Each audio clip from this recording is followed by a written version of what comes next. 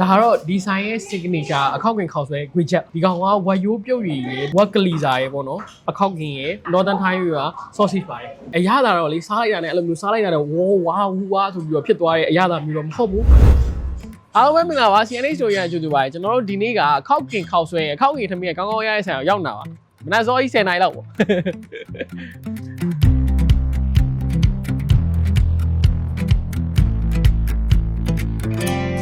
ဒီဆိုင်ကပုံမှန်ဆိုလို့ရှိရင်လူရမ်းစီပြီးတော့တန်းစီဆောင်သွားရပါတော့။ဘာလို့လဲဆိုတော့ तू က Michelin ရဲ့ဖားကောင်းကြီးဈေးတက်လဲဆိုတော့big comment ကို6နှစ်ဆက်တိုက်ရထားတာပေါ့နော်။ tourist တွေရော local တွေကြားမှာပါနာမည်ကြီးရဲ့အခုစာရာတို့ဆိုရင်ဆိုင်ဖွင့်ဖွင့်ကြီးရောက်နေတာဆိုတော့လူဆောင်ကြမလို့နေရာတိုင်းရတယ်ပေါ့နော်။ပုံမှန်ဆိုလို့ရှိရင် तू ကလူရမ်းကြရဲ့အရှိမတန်းစီပြီးတော့မှားရတယ်ပေါ့နော်။အခုကလူရမ်းမများဘူးဆိုတော့ကိုယ်စာ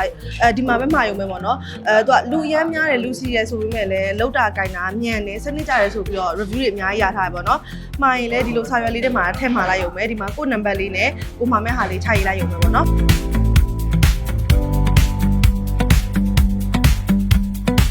ဒါကတော့ဒီဆိုင်ရဲ့ signature အခောက်ကင်ခေါက်ဆွဲ widget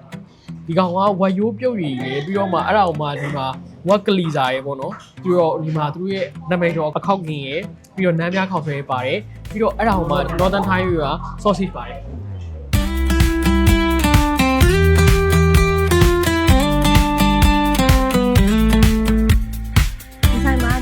ထမင်းနဲ့ sauce ကနာမည်ကြီးရပေါ့နော်သူ့ရဲ့ sauce ကထမင်းလေးနဲ့လိုက်တယ်ပြီးတော့အခောက်ကင်ဆိုလဲကျွတ်ကျွတ်လေးနဲ့ဝါလို့ကောင်းတယ်ပေါ့နော်အခုဆာလာမှာထားဆိုရင် large size ဆိုရင်တော့100 medium ဆိုရင်တော့80ပေါ့နော်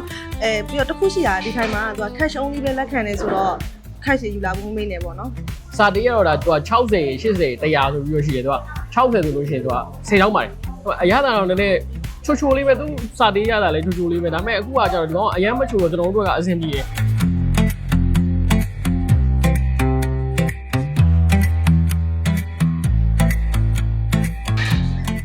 spring roll က personally ပြောရလို့ရှိရင်သူ့ရဲ့အပေါ်ဖြန်းအစမ်းထားတဲ့အနှစ်ကိုတိတ်မကြိုက်ချိုကြီးမို့လို့ဟိုကျွန်တော်တော့နည်းနည်းကြိုက်တယ်အချိုသမားမို့လို့လည်းပါတယ်ဘာအချိုသမားဆိုအဲ့ရအစင်ပြီး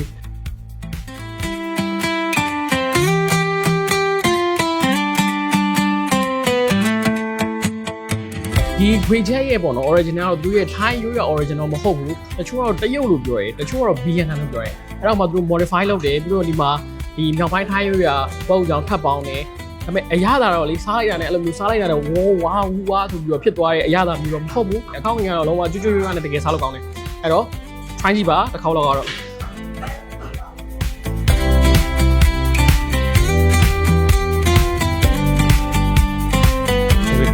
နောက်ပြီးတော့ပြန်လို့